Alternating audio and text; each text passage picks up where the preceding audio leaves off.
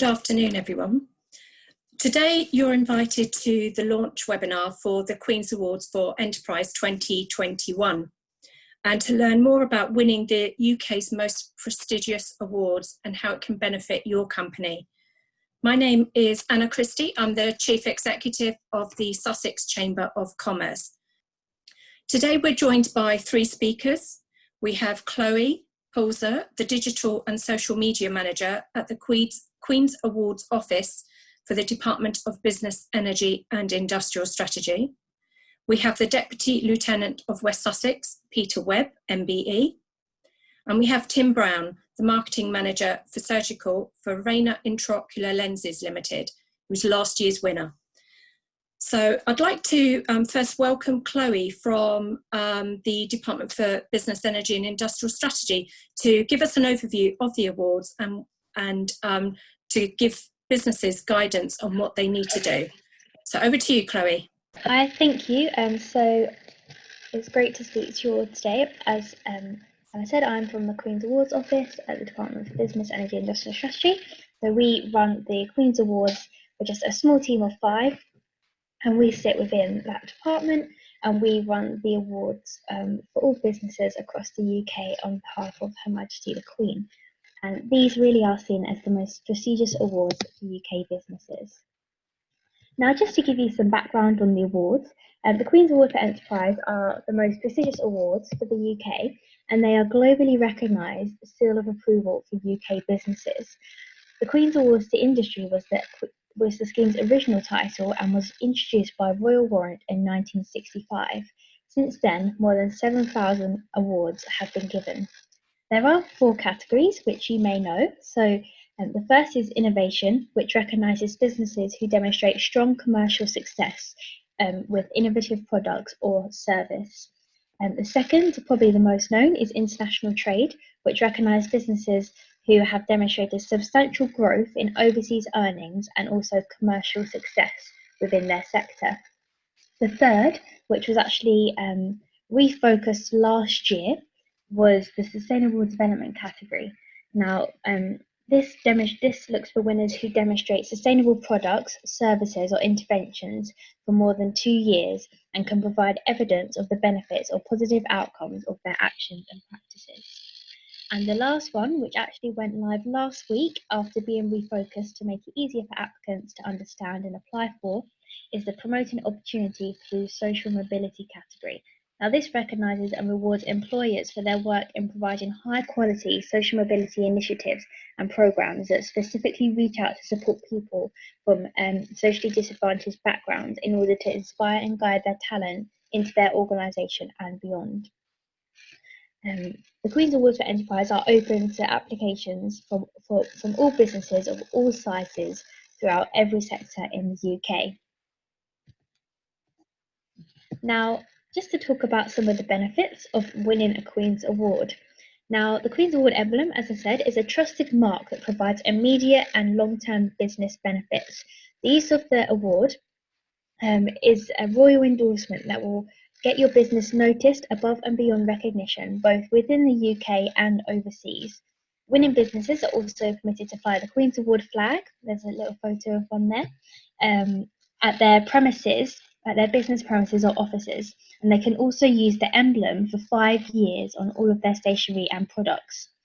Feedback from previous winners suggests that winning a Queen's Award for Enterprise can benefit with excellent marketing opportunities and press coverage, worldwide recognition as an outstanding British company, increased turnover and international trade, and a boost to staff morale and also to partners and their stakeholders. Even companies who do not win a Queen's Award on their first attempt can find it a valuable experience as we do provide them with comprehensive feedback on their application, and this provides them with targets to achieve and focus on, for which they can optimise their efforts looking forward and hopefully go on to apply and win in the future. And just another couple of points there. So representatives from the company will also be invited to attend a royal reception, and the award for their company is presented by the Queen's local representative, their local Lord Lieutenant at their business premises As I said, this is a brilliant boost to staff morale, and it can also be another opportunity to celebrate all together and to get some really great press coverage for your win. Just a bit about how to apply. As I said, it is open to almost all UK businesses. The Queen's Award for Enterprise round this year opened on the 1st of May, other than the Project Opportunity category, which opened last week, and it closes at midday on the 9th of September. The application process is free and it must be made online. You can apply for more than one category if you wish to do so.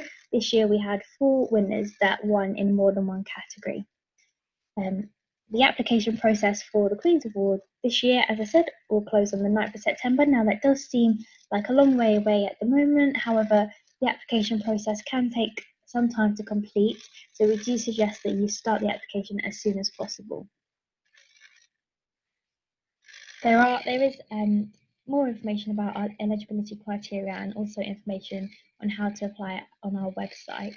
And we do have a Queen's Award blog page, which does provide top tips on how to apply, as well as a number of case studies from our winners this year and in previous years, talking about their experience and what top tips they would give to future applicants.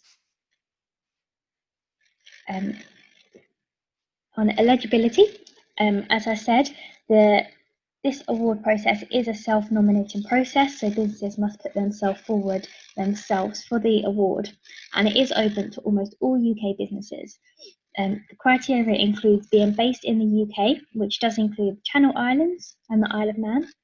The company must file its tax returns within, to HMRC. They must be a self-contained enterprise that markets its own products or services or is under its own management. It must have 2 full-time UK employees or part-time equivalents.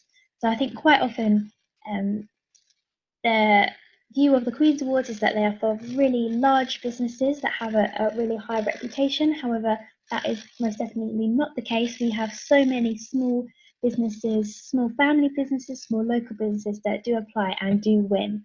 The award process isn't a competition, so if you are a small business, you won't be competing against a larger business. We award the awards based on your own merit, so it does go purely on your own achievements as a company, whether you have 2 employees or 250 employees.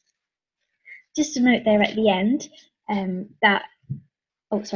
I missed one there. So the other one is that the business must demonstrate strong corporate social responsibility. So this means that they address the impact of the business on the environment and on society, and that they also have strong relationships with their employees and their customers. Just to note that companies cannot reapply for an award each year if they win in a category. So for example, if they win in international trade one year, they can't go on to apply for international trade the following year. However, they can apply in a different category, and if they are unsuccessful, they can of course then apply the following year. We do have more guidance on that, so if you have any questions, I'll be happy to answer those. This year, we had an amazing 220 winners. As I said, 4 of those were double winners, and 90% of those winners were from SMEs, small and medium-sized enterprises. So you can see there with 31 winners having 10 employees or less, it really doesn't have to be those. Obviously, we do love to see massive, big companies win, but I just want to reiterate that any size business can apply. As I said, the most popular category is the international trade category, for which we had 128 winners this year. We then had 66 in the innovation category, 19 in sustainable development, and 7 in promoting opportunity. As I said before, the sustainable development category was refocused last year with the help of His Royal Highness the Prince of Wales, who actually did a personal video for the sustainable development category, which I would be happy to share with you after the presentation. And following that, we actually received treble the number of winners last year to the previous year, which resulted in our 19 winners. So we are hoping, following the Promoting Opportunity refocus this year, that similar things will happen for next year, and our Promoting Opportunity and sustainable development will continue to increase. Now, just to move on to some of the top tips which we like to tell our winners. Now, one of the most popular questions that we get asked for here at the Queen's Awards office is, what are you looking for in an application?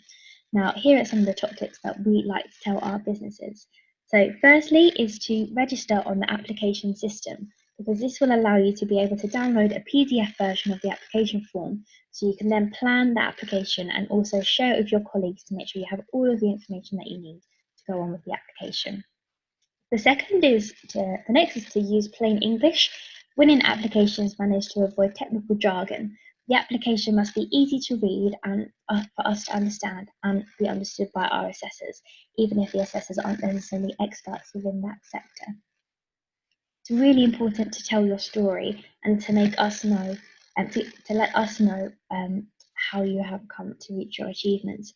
It may be a good idea to ask someone who isn't as familiar with your company to maybe read through your application to ensure that it does make sense to an outsider. The next is to provide evidence. Please provide enough evidence to support all of your statements. I cannot emphasize enough how important it is to tell your story in your own words. We want to hear about why your business is a success and what were the key drivers for making it successful. Next is to add collaborators to your account. We do advise that if someone starts their application, they always add some collaborators who are colleagues in their business to also be a collaborator on the application form.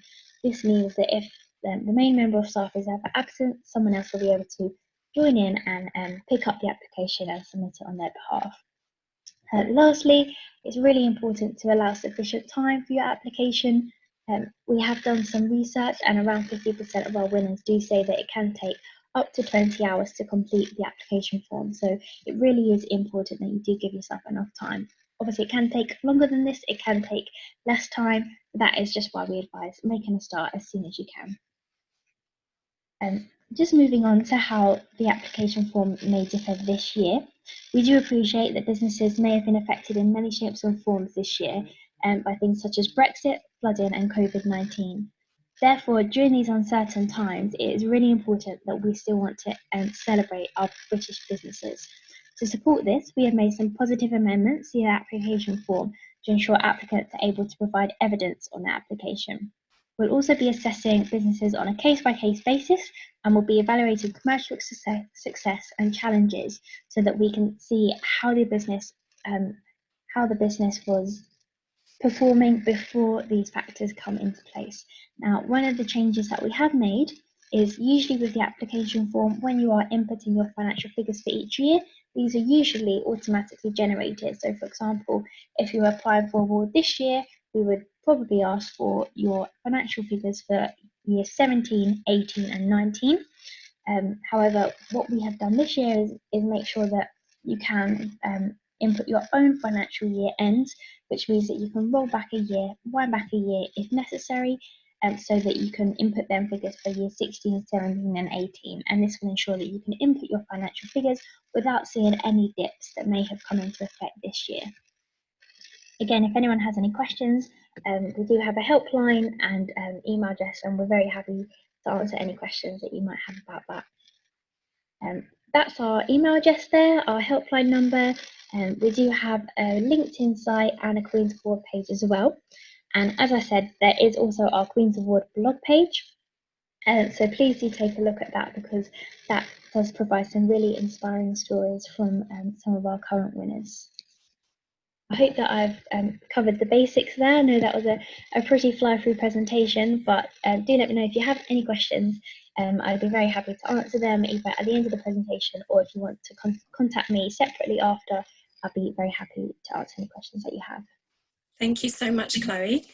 I'd like to now introduce the Deputy Lieutenant for West Sussex, Peter Webb, MBE, who's also the owner of Electronic Temperature Instruments and also a previous winner of the Queen's Awards for Enterprise. So welcome, Peter.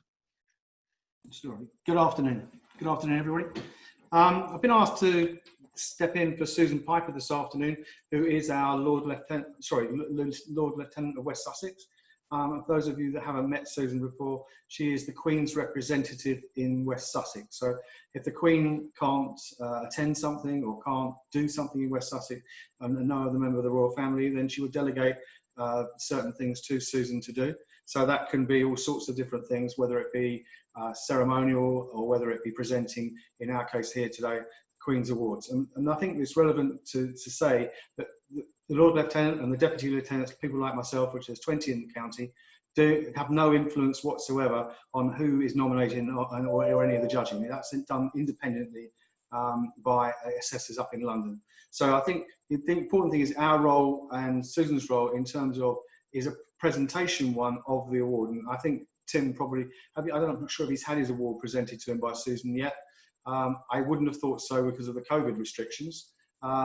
So what happens in that respect is that Susan will come along to Rayner in Worthing and present the award along with two deputy lieutenants, and we have a lovely glass bowl which is presented, and there's a whole big scroll and a big announcement that's made to the staff.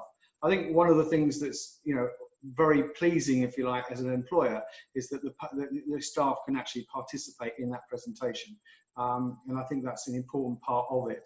One of the things that also happens is that the business will receive an invite to send two people to the reception at Buckingham Palace. Now, one of the criteria there is that it has to be representative of the business. So it can't be just the boss and his wife. It has to be two representatives of the business. So I'm very lucky enough as a business to have received 4 Queen's Awards. So we've had 8 members of staff that have gone up to Buckingham Palace. Now, that's significant, in my opinion, as a morale booster. Getting back to what Susan's role, as I said earlier, it really is very much a representative role in terms of the Queen, and when she presents that, it is the same as the Queen presenting it. However, you can't take all of your employees up to London to meet the Queen, and the Queen is not going to visit every winner in Sussex. And I mean, probably Chloe would probably be able to tell me, but I think there was only 6 winners in Sussex last year. So again, I think that's significant to understand exactly what the significance of winning those awards is all about. So Susan comes out in terms of Rayner. I'm sure she'll come and do a nice factory tour and look around. I'm sure you'll roll the red carpet out for her, and there'll be certainly a couple of deputy lieutenants there to assist on the day. I think it's nice for the employees to actually be recognised in that point as well, and they see that there's something special going on. And as we've already heard, you can then start to fly the flag for the next 5 years and also put the emblem on your paper, on your headed paper, or wherever you want to put it. And I think those things are very important from a business point of view. Moving and looking at the South East in particular, I think I'm right in saying there was 36 winners last year in the South East, out of something like 200 entrants. So it's not an easy thing to actually win.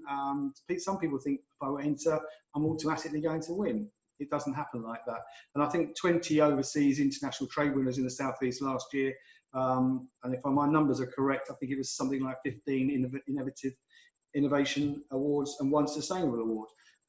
So it just tells you that the South East has got a bit of work to do to actually, I think, there's a lot of opportunity for businesses in the South East to shout about themselves and obviously win these awards. And one of the roles that we've been asked to do this year by the department up in London is to actually promote the awards, and hence that's why I'm sitting here today.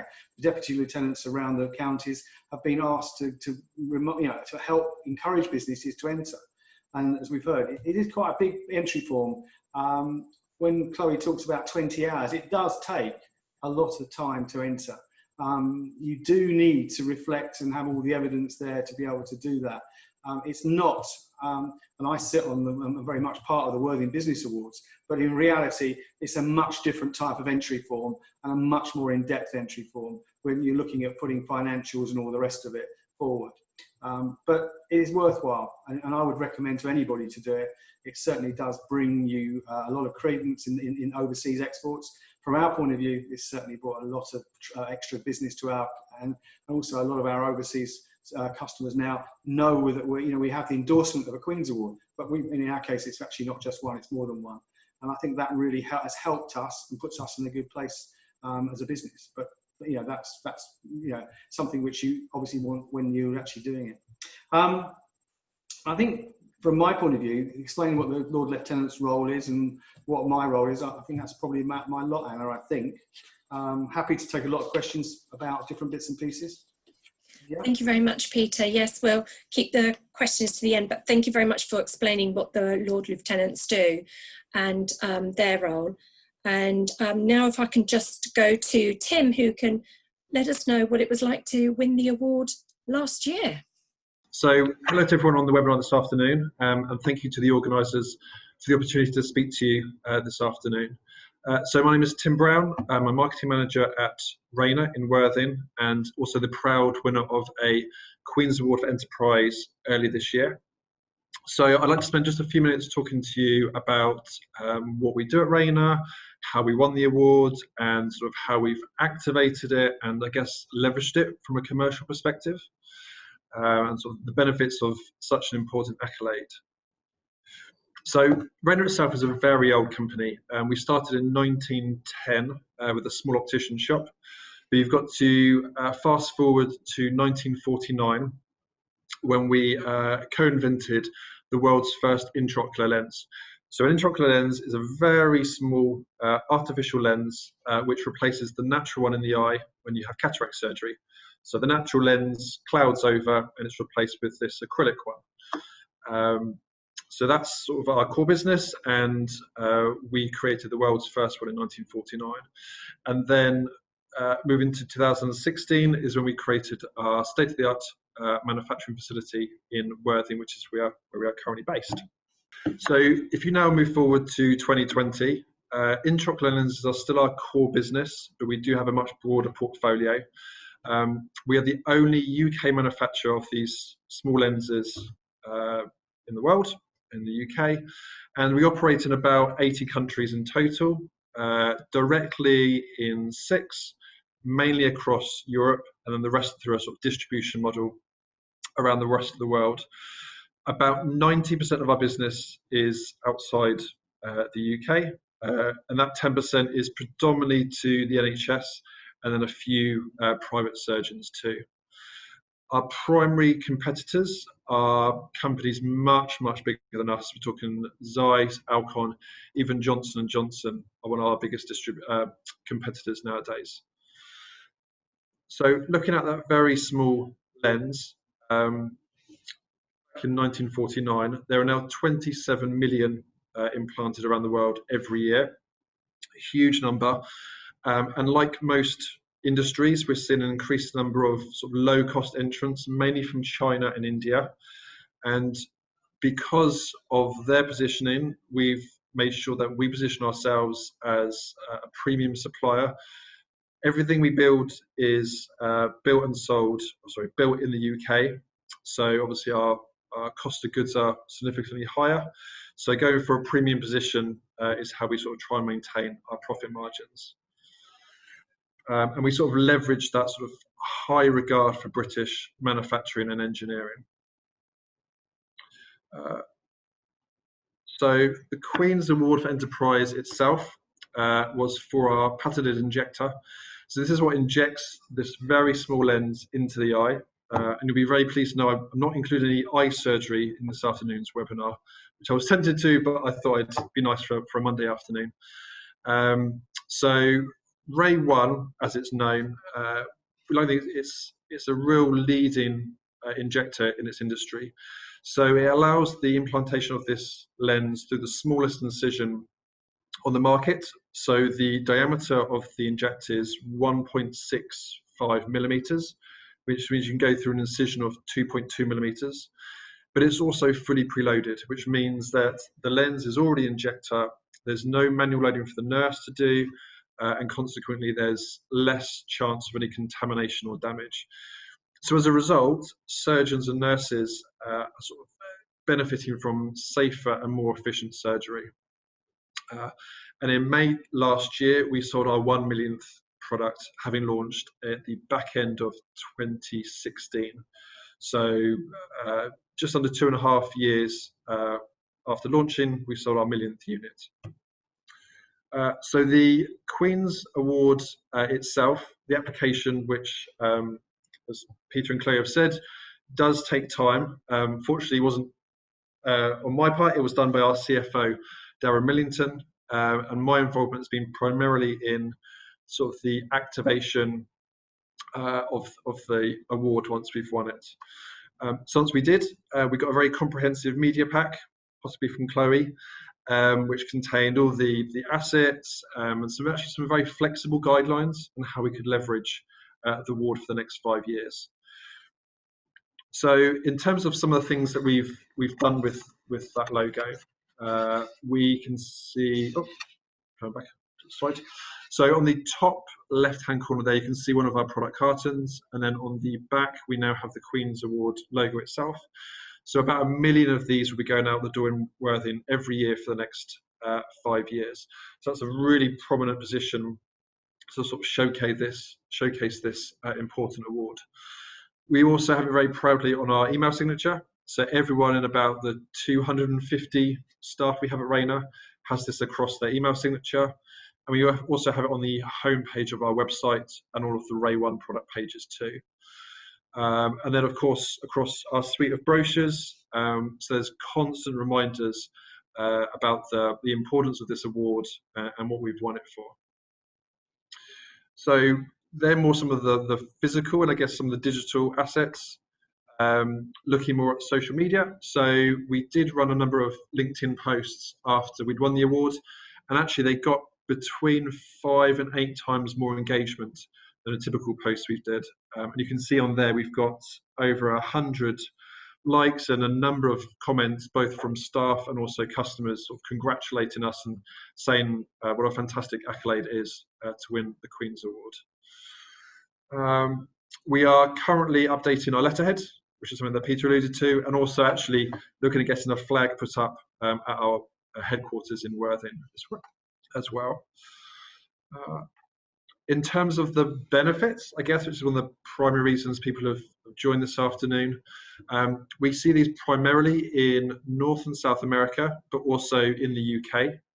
So in the Americas, they love most things British. So they love the royal family, and also sort of the British engineering, the British quality that comes with that. And you can see there on the right-hand side, there's a social post from one of our Brazilian distributors, just the importance of the British flag and the British culture and quality associated with it. So in North and South America, it has huge value.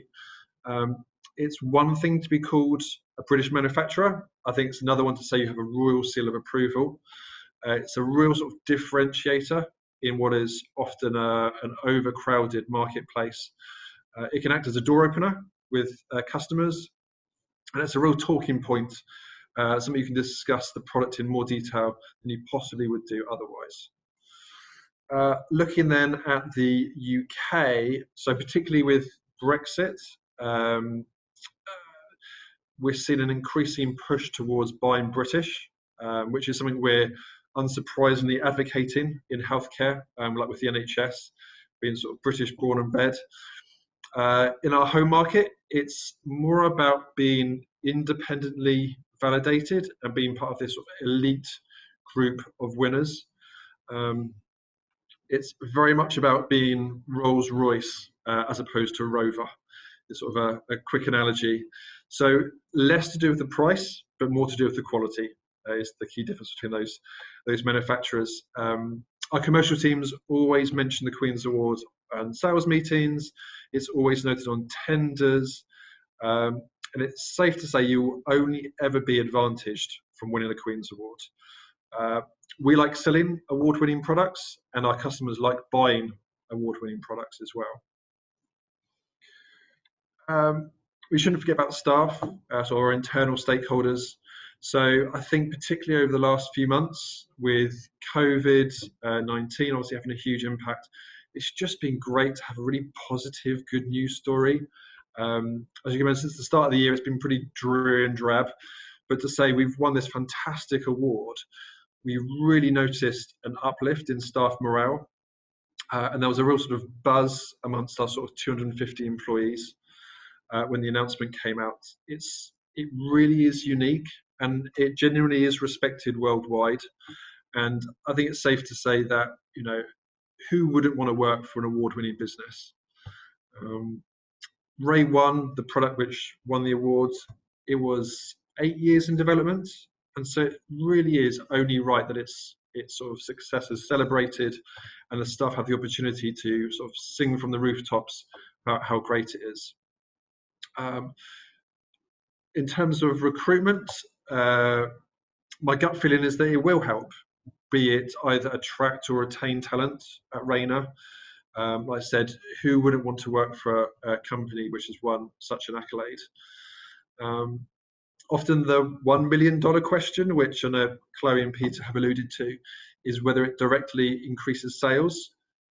I'd say at the moment, indirectly for us, possibly not, but indirectly, if you think about brand awareness, brand equity, I definitely think it's a huge contributor to future revenue over the next few years. We did win a Queen's Award for International Trade in 2008 for our sort of international trade growth between 2003 and also 2008. And you can be damn sure that we will continue to apply for awards over the coming years. It really does mean that much to us. It has been mentioned that the application form is not short, but you can use it for 5 years. So if you compare 20 hours worth of upfront work to 5 years worth of using the award, I definitely think it's worth it. So very short presentation, but in summary, if you're thinking about making the application, I really think just go ahead with it. We will always do it. It's been a fantastic accolade. Staff morale is up. We hope the same will happen with revenue and growth.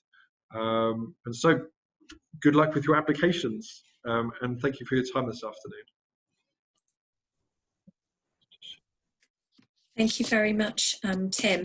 I know that the timing for us launching these awards, as Chloe mentioned, the awards actually opened on the 1st of May. However, the timing with the lockdown and everything and COVID, it wasn't the right time to really, for us to make that announcement, because I don't think businesses would really have been looking at entering awards when we were right in the middle of lockdown. So that's why we're launching them now, and then we'll put more out on social media and encourage businesses to now take this step to really to be recognised for their business, to get this accolade, which can then help boost the revenue, as has been mentioned already, the staff morale. So I think it's really, really needed so that businesses can start to look forward and to really build their brands.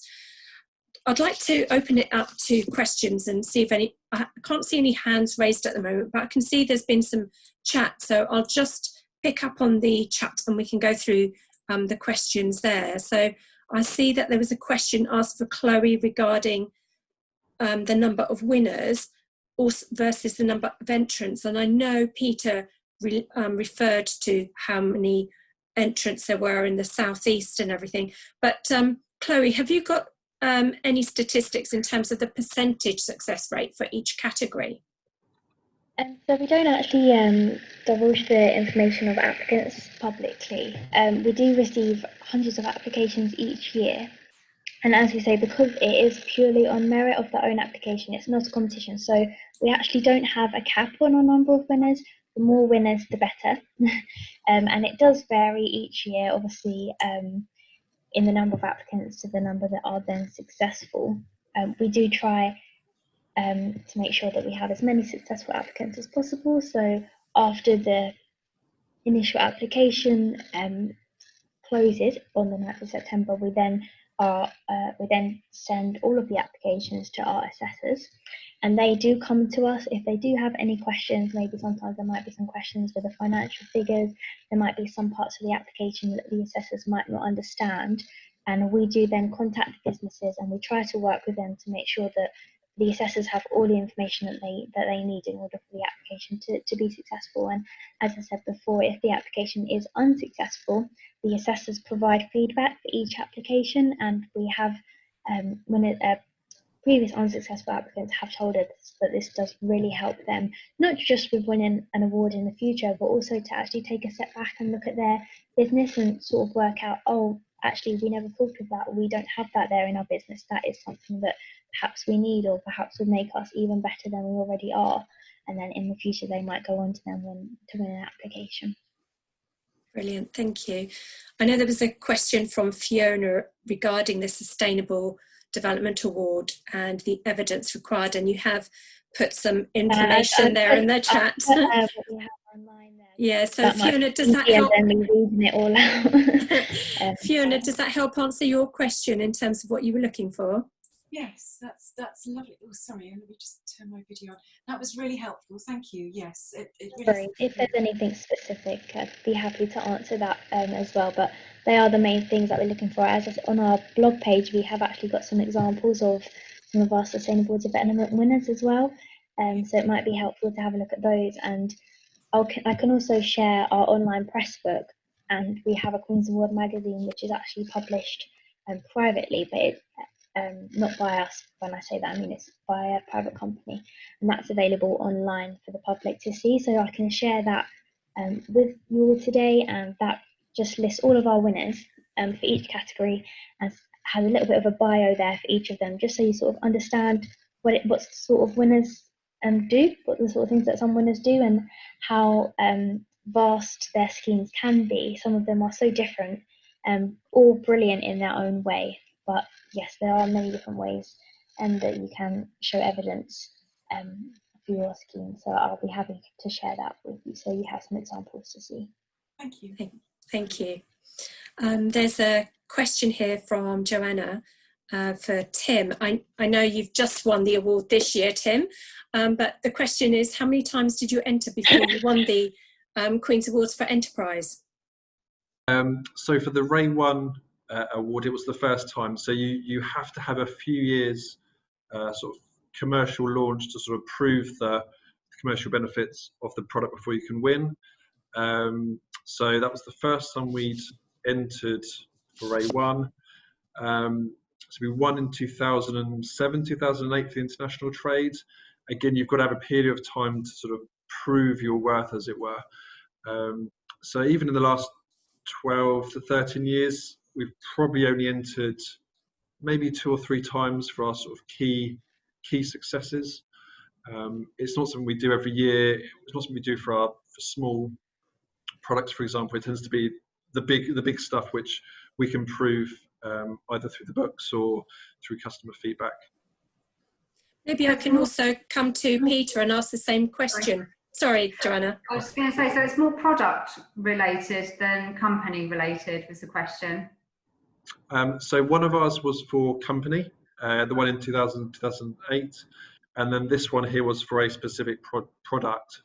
But I don't know whether Chloe, you want to jump in on that one? I can just add a bit more into that if you want me to. Yes, please. Yeah. So for the international trade, I was actually going to suggest to you about the International Trade Award, Tim, because from your presentation, turnover, and it looks like the next step would be for next year to apply for a trade award. Obviously that's your choice, but we do have many winners. One year apply for innovation, and then the next year trade, or vice versa. But just with the international trade, that does look at the company as a whole. So it will look at the success rates financially, the overseas sales, and how they have increased year on year. Whereas for the innovation category, that will look at a specific product or service. So you can't actually apply for the innovation award for the same product if you already win. So for example, with one of the products, if you win for a product one year, the product must either be significantly changed or modified in some way to then be able to apply again, or it can be for a different product. So that is how it can. So it could be actually that it is the same product, but it has over years it's been modified or improved to become even more innovative than it was when it was previously awarded. And again, that's the same for a service. So that is a slight difference there with those 2 categories. However, we will still look at the overall financial figures for the company, even though it's for a specific product, but it will look at how that product has actually made a significant impact on the overall company's success and finances. Peter. Yes. Yeah, Peter, in terms of ETI and your company, rather than the deputy lieutenant's role that you have, can you explain how many awards you entered and also the process as well? Yeah, I think the first time we entered, we didn't win. Back in 2009, which it was. And we didn't win, and what we did get back was some fairly detailed feedback about the sort of shortfalls of our entry. And we took a long, hard look at that, and obviously adjusted the way we focus. I think some of the things that Chloe has pointed out, things like CSR and how you have your relationships with your customers, getting customer feedback and getting endorsements into the entry is very important. And something which we didn't really fully appreciate first time around. So I think when we went back the second time, I think our figures for exports were far better in 2012 when we first won our award. But I think basically also we were a much more polished entry, if that's the right terminology. And I think we put a lot more effort into 2012, realizing that basically this was something we really wanted to achieve, but also something we wanted to shout about as well. So like any entry of any business awards, you're just going to shout about your success. And as Chloe said, put it into your own words and actually make sure that you tell the whole story. The whole story is important. I think from a business point of view, from our business point of view, yeah, we really didn't get it right first time. But I don't think we were a bad business. I think it was just I don't think we put enough effort into it. And I think as Tim has alluded to, and Chloe's already said, and I've said, it does take quite a bit of time and effort. And Chloe's indicated 20 hours. I would suggest possibly even a little bit more to do it properly. And I know that Nikki, who completed our last entry, is printing it off, putting it together over a couple of months, and piecing it all together and getting other people from the business to input into it is very, very important. And then you get a fuller picture and a rounded picture and a rounded entry. So I think it's important that you can reflect on it. And I think even if you fail to get the award first time, you get some good feedback about what's wrong with that entry. What's most important is that the Queen's Award is they want you to win. They want to shout from the rooftops about successful businesses. So they do give you that good feedback. It doesn't make a bad entry into a good one, don't get me wrong, but I think it allows you to make sure that your entry next time around is a much more, as I said, a polished entry, if that's the right terminology. But we didn't get one first time around. Thank you, Peter. There's a question here from Duncan for the international trade. I think you've already referred to this, Chloe, but it says that you need 3 years of sustained growth. And because of the events of COVID and everything, whether they'll be relaxed on figures, or if this is the third year, for example, how are the BEIs going to approach this? Yes, as I mentioned briefly, what you can do this year is rather than apply your figures for 18, 19, 20, you can wind back a year and apply for 17, 18, 19. Now, obviously, if you perhaps are a new business that don't have more than 3 years of financial figures, it might be that perhaps you might have to wait till next year to apply, or we can discuss with you on, as I said, we will be looking at businesses on a case-by-case basis. So we haven't given a set rule for all, but that is just a change that we have given to the application form to make it easier for some businesses. But as I said, we are happy to speak to individuals on a case-by-case basis and discuss with them what is the right thing for them to do this year. Thank you. So has there been any thought or discussion about extending the timeline? Because businesses at the moment are concentrating on really rebuilding, getting their staff back. And like Peter alluded to, it can take a couple of months to really put this information together, to involve the different departments, to involve your team as well in feeding into the application process. So has there been any thought about extending that timeline from the 9th of September? So unfortunately, because it is an annual process, we do have set deadlines throughout the year, and it is based on the palace as well, and Her Royal Highness, or because it is such a set timeline, there isn't really much flexibility in terms of each of our deadlines. So just to give you a quick overview of the year. So the deadline is on the 9th of September. Our assessors then look at the applications in October, November, December, and they get shortlisted throughout that time. if they are shortlisted, first of all, in November, we will come out to those shortlisted businesses and ask them to provide their financial figures. That is just to support and just clarify and confirm the figures that they provided in their application. In the January, we then go to our judging panels, and that's a really intense phase for us. We have 4 judging panels for each category. They take place each week in January. And then in February, we then have our Prime Minister's Advisory Committee, which takes all of the applications that have come from those 4 panels, and they sit on a panel which the Prime Minister is accountable for, and we have a number of judges on that panel, which then provide the final shortlist that go to the Prime Minister for his approval, and then when he is happy with the list, it then goes to Her Royal Highness, Her Majesty, for the final sign off of our list of winners. And now that all takes us up until the end of March.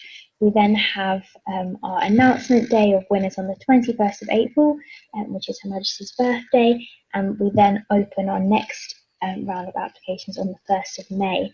Now, as you can see, there's quite a lot of work put into that process, and there are lots of things to do within each stage. So unfortunately, we can't allow for any flexibility in our deadlines, and that is why we do advise that businesses do start the application form as soon as they can.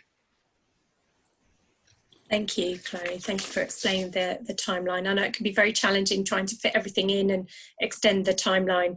It has been a very challenging year for a lot of businesses, so we will encourage as many businesses as possible to enter the awards. I know that... Yeah, I'm sure.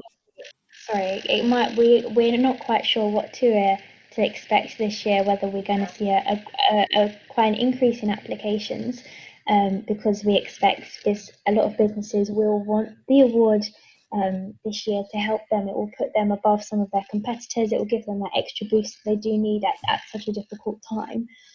Or as you said, it might be that we see a decrease in the applications because so many businesses are so busy doing other things. Now, we obviously hope it's the former that we do see that increase, but at the moment it is still hard to tell. But obviously we would like to see an increase because we do feel that it would give businesses that extra boost at the moment to help them stand out in such a difficult period.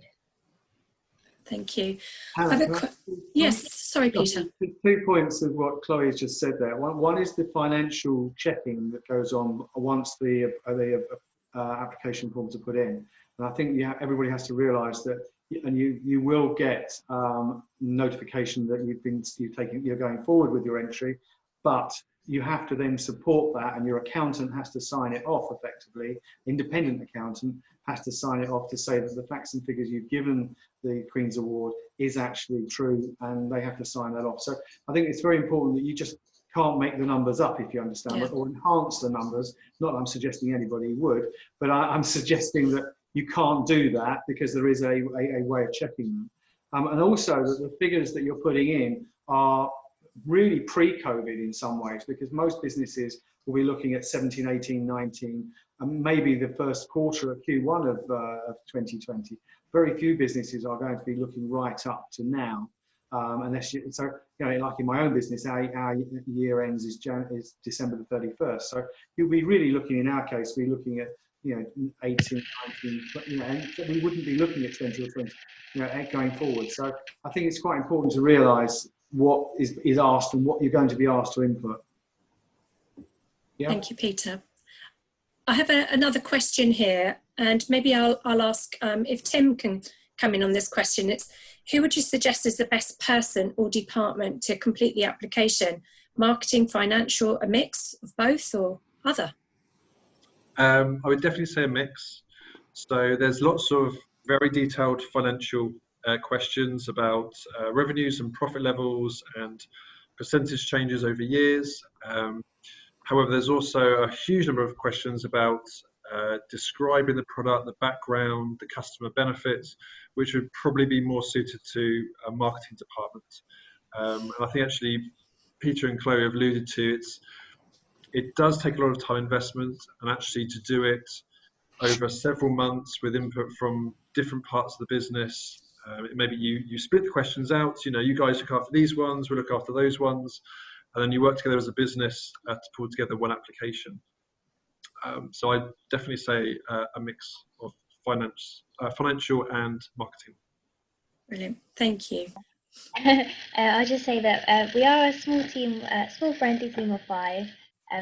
We are very happy to help with any questions that anyone may have, either on our helpline or our email address. So if you have any questions, please feel free to contact us, and we'd like to help in any way we can.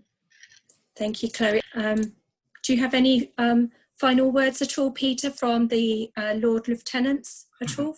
Well, obviously, I'd encourage everybody and anybody to enter, particularly if they have a success story. Shout, I think particularly in this environment at the moment, it's very important that we do celebrate success. I think a lot of business awards this year are not going to happen because they all, we can't all get together. So therefore, this is one of the few awards that are actually going to take place. So I think and as Chloe's alluded to, this, they have a very strict agenda and the timings, and there's a very good reason for that. But I think it's a great, opportunity for businesses that have been successful, either with a product, overseas trade, or whatever it is, to actually shout about it. And as Tim's did an excellent presentation about the benefits to the businesses. There is a real benefit to businesses to be had from winning a Queen's Award. There's no doubt about that. So I'd definitely encourage anybody to put their best foot forward here and shout from the rooftops. Thank you. And Tim, have you got any final parting words? Just to, I suppose, touch on it, it is quite a formal application, but it's also a very personable one. So Chloe and her colleagues are a very small team, very approachable if you need any support. And just to mirror what Peter's just said, it's been a real tough year for everyone, but we really did just notice a huge spike in morale when the announcement was made.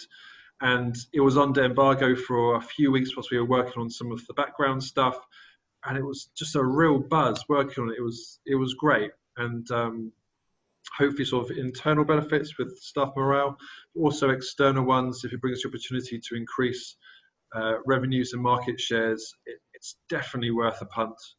Absolutely nothing to lose, and it's an opportunity to learn more about your business as well. Sometimes you should be looking forward, but sometimes it's important to look back as well at the last few years and what you've achieved. And this gives you that perfect opportunity and platform. As you say, Tim, sometimes we don't actually sit down to reflect on what we've actually done. So it's great to be able to do that and then share that success with the rest of the team and with everyone. And talking about successes, I've just seen Becky's note and it's like horrified. Oh no, cleaning the presentation bowl, and it broke in 2, but she had a replacement delivered. Oh my God, I would have been devastated. But as has been mentioned, it's having that dedicated, supportive team can make it possible, and the award does allow you to differentiate yourself from the competition. There's that company pride, internationally respected accolade that goes with the award. You can proudly fly the Queen's Award flag outside your business premises and have the emblem on all of your stationery and marketing. I think it's anything that we can do to encourage businesses to enter these awards. There you go, even on a tie. Fantastic, Peter. To really shout out about the awards, to get businesses to enter these awards, because there will be various local awards that will have taken the decision not to go ahead this year. Thank you so much for joining me this afternoon. Thank you, everyone.